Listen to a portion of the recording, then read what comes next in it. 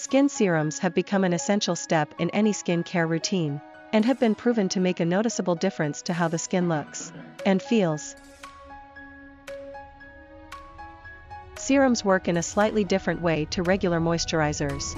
They contain only a few concentrated actives, and less additives like thickeners, emulsifiers or oils, allowing the formula to absorb quickly, and the actives to penetrate deeper, delivering a high concentration of effective ingredients directly into the skin. The powerful concentration of face serums make them perfect for targeting specific skin concerns, whether they may be fine lines, fatigue or large pores.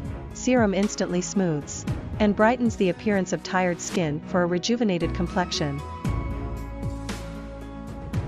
Your skin is individual to you, which is why it's important to find a serum that will work well with your skin type and deliver the results you want to see. Face serums are notoriously highly concentrated and lightweight formulas, which means they absorb into your skin quickly and won't leave a sticky residue on your face.